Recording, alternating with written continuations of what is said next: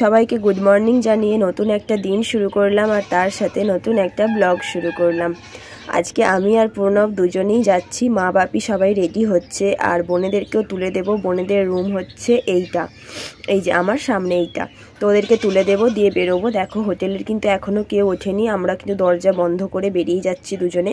এখনও ভালো মতো সকাল হয়নি, খালি চারিদিকে লাইট জ্বলছে বলে বোঝা যাচ্ছে রাস্তাগুলো, এখন ঠিকঠাক সকাল হয়নি।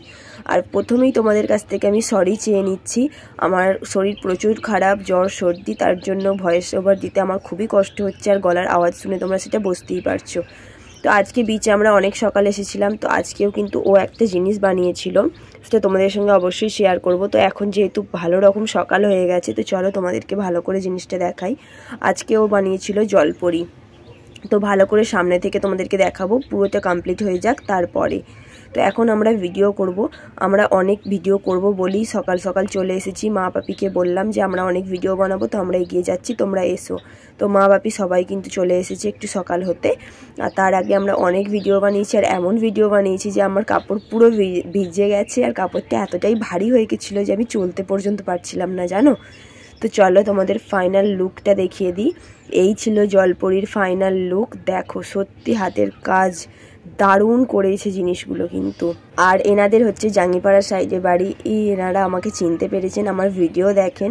তো এতটাই আমার তখন ভালো লাগছিল, এতটাই আনন্দের মুহূর্ত যে মানুষ আমাকে দেখে চিনতে পারছে, যে তোমার ভিডিও দেখি, তুমি তো ভিডিও করো। এই কথাটা যে কতটা ভালো লাগার কথা সেটা বলে বোঝাতে পারবো না, সেটা শুধুমাত্র সেইটুকু টাইম আমি বুঝতে পেরেছিলাম যে আমার কতটা ভিতর থেকে আনন্দ হচ্ছিল। তো যাই হোক, এনারাও আমার ভিডিও দেখেন, চিনতে পেরেছেন, আমার সঙ্গে যে এসে কথা বলেছেন, এটা আমার জন্য অনেক বড় পাওনা। তো ওরা হাই করলো। এই ক্লিপটা কিন্তু আগের ব্লগে দেওয়া উচিত ছিল, বাট আমার আগের ব্লগে দেওয়া হয়নি, তাই আমি এই ব্লগে দিয়ে দিলাম। আর এখন আমি ওদিকে যাচ্ছি, কারণ মা বাপি মামনি সবাই ওদিকে গেছে। ওদিকে অনেকগুলো নৌকায় করে মাছ এসেছে, আর এখনও অনেক মাছ আসছে নৌকায় করে, ওই যে দেখতে পাচ্ছ। তো মাছ কেনার জন্যই ওরা গেছে, তো আমিও ভাবলাম একটু যাই, গিয়ে দেখি, তোমাদেরকেও দেখাই, আর কি মাছ নেব সেটাও একটু দেখব। তো ওখানে প্রচুর ভিড় জমে গেছে, যেন মনে হচ্ছে কি না কি হচ্ছে ওখানে, এতটাই ভিড় ওই মাছের কাছে। তো চলো তোমাদেরকেও দেখাবো যে কি কি মাছ জালে ধরা পড়েছে আর কি কি মাছ আমরা নিলাম। তো চলো। আর এখানের মাছগুলো নাকি খুব ফ্রেশ হয়, মানে খেতে খুব ভালো হয় বাজারের থেকেও। আর দেখতে পাচ্ছ ওরা কত কষ্ট করে নৌকাগুলোকে উপরে তুলছে। সত্যি যে কোনো কাজেই কিন্তু খুব কষ্ট থাকে বলো, তবেই কিন্তু সাফল্য পাওয়া যায়। তো এই যে দেখো এখনও কত ট্রলার আসছে দেখতেই পাচ্ছ। তো চলো আমরা যাই, যেখানে গিয়ে আসল যেখানে মাছগুলো উঠে গেছে ট্রলারে সেইগুলো দেখে আসি, চলো। তো এই যে দেখো কত মানুষ এসেছে মাছ কিনতে শুধুমাত্র। আর পুরীতে গিয়ে আমি একটা জিনিস দেখলাম, যে সবাই পুরীতে না রান্না করে খাচ্ছিল, জানো তো। দীঘায় যেমন সবাই হোটেলে খায়, বাট পুরীতে কিন্তু সবাই রান্না করে খায়, এটা কিন্তু দেখতে পেলাম। এখানে কিন্তু অনেক রকমের মাছ ছিল, চিংড়ি থেকে শুরু করে, তারপর ওই যে লোটে মাছ, তারপরে আরও অনেক মাছ ছিল যেগুলোর নাম হয়তো আমরা কিছুই জানি না। অনেক রকমের মাছ ছিল, তার মধ্যে কিছু কিছু নাম জানি, যেমন সাটিং, এখানেও দেখো লোটে মাছ আছে। তো অনেক মাছ ছিল, তার মধ্যে দেখে শুনে আমরা মাছ নেব। দেখা যাক, যে মাছটা সবাই বলবে যে খাবো, তো সেই মাছটাই আমরা নেব। তো চলো আরও কয়েকটা ট্রলার ভালো করে ঘুরে ঘুরে আসি। এই যে দেখো অনেক মাছ, অনেক মাছ, বিভিন্ন রকমের মাছ। আর এখানে জালেতে তো কত মাছ না আছে, ওরা এখনও ছাড়াতেই পারছে না, এত মাছ পড়েছে জালটাতে। তো এই যে দেখো উট চলছে, তো ভাবছি উট চাপবো একদিন, দেখা যাক কবে চাপি। এখনও তো কত 2 দিন আছি, 3 দিন, বাপরে 2 দিন তো আছি। দেখা যাক 2 দিনের মধ্যে যে কোনো একদিন উট চাপবো, ইচ্ছা আছে। বাট আজকে চাপবো না, কারণ আজ আমি শাড়ি পরে এসেছি। আমার মাথায় ছিল সেটা মানে কেনার কথা, বোঝাচ্ছে, বুঝছে, হাই তুলছে।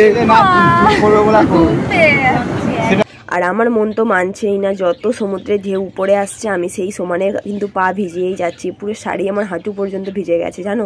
প্রণব বলছে কি করছো তুমি, সকাল থেকে এরকম শুরু করে দিয়েছো, এক তো ভিডিও করতে গিয়ে ভিজেছো সেটা ঠিক আছে, বাট ইচ্ছে করে কেন ভিজছো। বাট আমার মন মানছে না, যেন মনে হচ্ছে সমুদ্রে সবসময় থাকতে পারলেই যেন আমার শান্তি হয়, এরকম একটা ব্যাপার ছিল।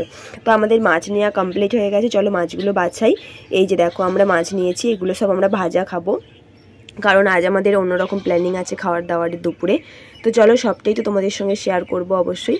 তো সেই জন্যই আমরা এই কটা মাছ নিয়েছি, এই কটা নয় প্রায় এটা অনেকটাই মাছ আছে। তো এগুলো সব আমরা ভাজা খাবো। আর এখন দেখো আমরা বাজারে এসেছি, মানে যেটা আমরা যেখানে আছি হোটেলে, তো সে তার সামনে এরকম বড় বাজার আছে জানো তো, মুদিখানা থেকে আনাজ থেকে মাছ মাংসের সবের বাজার এটা। তো চলো আস্তে আস্তে আমরা যাই। আর এখানে না কি বড় বড় সোয়াবিন পাওয়া যাচ্ছিলো, প্রথমেই তোমাদের দেখালাম।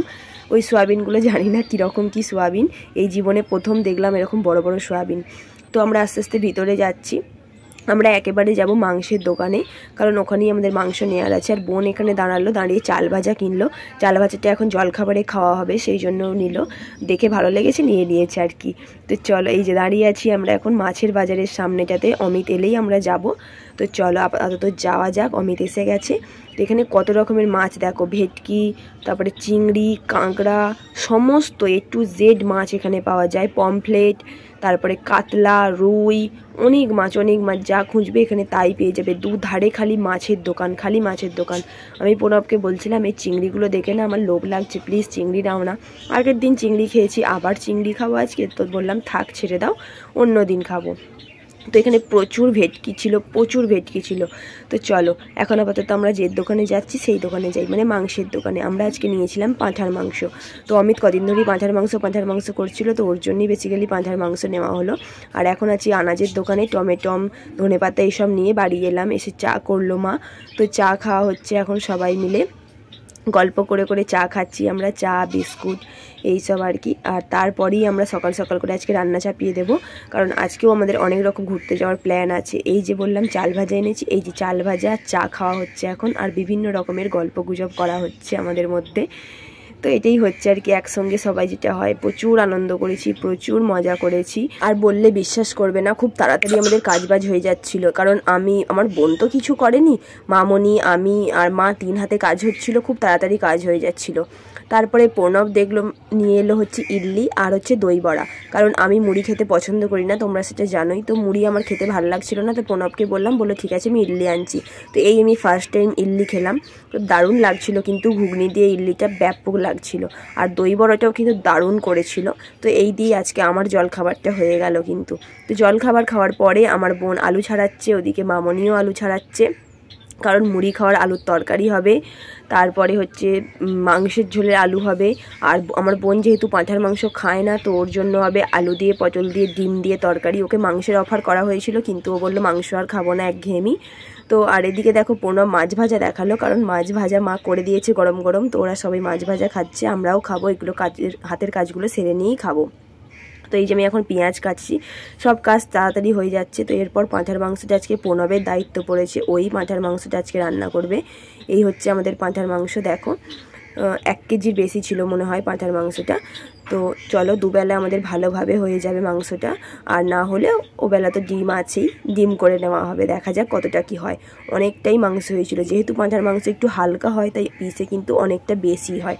খাসির মাংস থেকে পাঁঠার মাংস কিন্তু ওজনে বেশি হয়। তো চলো এই যে প্রণব কিন্তু বসে পড়েছে একদম মাংস কষাতে। তো ওকে বলা হয়েছে কষা কষা না, আজকে ঝোল ঝোল করবে, আজকে সবাই ঝোল মেখে খাবো পাঁঠার মাংস দিয়ে ভাত জমিয়ে একদম। আর বিকেলে তো যাওয়ার ইচ্ছা আছে এক জায়গায়, সেটা তোমরা মানে ব্লগটা পুরোটা দেখলে তবেই জানতে পারবে।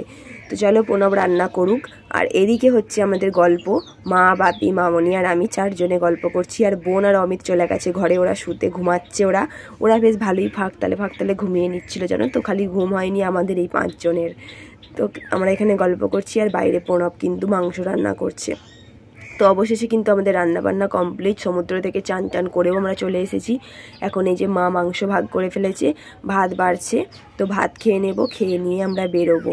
তো আবারও রেডি হব, ঘুমের কোনো ব্যাপার নেই, রেস্ট নেওয়ার কোনো ব্যাপার নেই। 4 দিন এসেছি, 4 দিন চুটিয়ে মজা করে নেব, কারণ বাড়িতে গিয়ে ঘুম তো আছেই, ঘুম হবেই, সব কিছুই পারবো, রেস্ট নিতেও পারবো, সব পারবো, বাট এই যে ঘোরাঘুরিটা এটা পারবো না। তো সেই জন্য 4 দিন আমরা ফাটিয়ে মজা করে নেব। তো এই যে ভাত খেতে বসে পড়েছি, তো মাংস দিয়ে ভাত, আমি তো বেশি মাংস খাই না, 2 পিস 3 পিসই ঠিক আছে। তো প্রণবকে তুলে দিয়েছি আমি চুপচুপ করে। আর এখানে আলু তো আমি ছুঁই না, আলু খাইনি, শুধু ঝোল দিয়ে আর মাংস দিয়ে ভাত খেয়ে নিলাম। নিয়ে রেডি সেডি হয়ে এখন মন্দিরে চলে গেছিলাম। মন্দিরে আজকে পতাকা তোলা আমরা দেখতে গিয়েছিলাম। এই পতাকাটা প্রতিদিন চেঞ্জ হয়, তাই ভাবলাম আজকে আমরা গিয়ে পতাকা চেঞ্জটা দেখব। তো এর ফুল ভিডিও পরে তোমাদের কাছে আসবে, তোমরা প্লিজ পুরো ফুল ভিডিওটা দেখে নিও। তো এখন আমরা ফুচকা খাওয়ার জন্য দাঁড়িয়ে পড়েছি, মানে পতাকা তোলা দেখে আমরা বাইরেতে মন্দিরে একটু ছবি টবি তুলে তো বাড়ি যাওয়ার জন্য বেরিয়েছি। কিন্তু ভাবলাম বাড়ি আর যাবো না, রাস্তায় নামলাম আমরা যেখানটা আমরা আছি সেই বিচটাতে নামলাম যে একটু কেনাকাটি করে নিই আজকে। তো সেই জন্য নামলাম, আর এখানেই যে স্বর্গদ্বার আছে স্বর্গদ্বারের কাছেই নামলাম। মা ভিতরে গিয়েছিল স্বর্গদ্বারের, তো মা পুরো ভিতরটা দেখে এসছে, মা আর বোন দুজনেই। আমি আর ভয়ে যাইনি, মানে প্রণব আমাকে যেতে দেয়নি যেহেতু আমার রাস হালকা, তো আমি আর যাইনি। তো আমি একটু কেনাকাটির দিকে চলে এলাম, আমরা সবাই টুকটাক যে কেনাকাটিগুলো বাকি ছিল তো সেইগুলোই কিনলাম। কয়েকজনের জন্য তো গিফট নিতেই হবে বলো, তো তার জন্য আমরা একটু কেনাকাটিতে ব্যস্ত হয়ে পড়লাম। তো অনেক কিছু কেনাকাটি করেছি, কিন্তু আমরা সেগুলো তোমাদের বাড়িতে গিয়ে আলাদা করে ব্লগ দেব যে আমি কি টোটাল কিনেছি। তো সেগুলো এখন তো আর দেখানো সম্ভব নয় বলো। তো ভিড় দেখতে পাচ্ছ, সবাই কিন্তু কেনাকাটি করতে এসেছে। তো চলো এখন আপনারা এই ভিড় কাটিয়ে যেগুলো দরকারি, মানে একদম না কিনলেই নয়, তো সেগুলোই কিনবো। সামনে পুজো, বুঝতেই পারছো পুজোর তো এমনিই খরচা আছে, আর তারপরে তো পুরীতে এসেছি, এখানে তো আলাদাই খরচ। তো চলো তাও নিতেই হবে, কিছু করার নাই। আমারও কিছু জিনিস পছন্দ হয়েছে, সেগুলোও আমি নেব। আর এখন দেখো আমি আইসক্রিম খাচ্ছি। আমার তো সবসময় কর্নেটো ফেভারিট, বাট কর্নেটো এখানে আর খেতে ইচ্ছা করলো না। এখানে ভাবলাম যে একটু চকোবার খাওয়া যাক, তো সেই জন্য একটু চকোবার খেয়ে নিচ্ছিলাম। আর বিভিন্ন রকমের খাজার দোকানে ঢুকে খাজাগুলো দেখছিলাম, যার কারণ খাজা নিতে হবে আমাদেরকে অনেকটাই। আমরা সবাই মিলেই খাজার দোকানে একটু দাঁড়িয়ে খাজা দেখছিলাম। তো ফাইনালি এই দোকানটায় এসে আমাদের খাজা নেওয়া কমপ্লিট হলো। আমার কাছে আছে প্রায় 5.5 কিলো মতন খাজা। তো এটা আমার একার 5.5 কিলো, বাকি বাপিরাও নিয়েছে, ওরকম অমিতরাও নিয়েছে। তো অমিতরা এখান থেকে বেশি নেয়নি, ওরা কাকাতুয়া থেকে নিয়েছে, কারণ কাকাতুয়া তো জানোই নামি দামি দোকান, তো ওখান থেকে অমিতরা নিয়েছে। আমরাও ওখান থেকে নিয়েছি, তবে অল্প কিছু, এখান থেকেই বেশি নিয়েছি। তো রাত্রে এসে আবারও কিন্তু আমি ঘুমিয়ে পড়েছিলাম, প্রচুর ক্লান্ত লাগছিল আমার, সেই জন্য ঘুমিয়ে পড়েছিলাম, দেখতেই পাচ্ছ। তো এখন খাওয়া দাওয়া মা আমাকে জোর করে টেনে তুলে খাওয়াচ্ছে। তো চলো আজকের ব্লগটা কেমন লাগলো অবশ্যই কমেন্টে জানিও। Tata, bye bye.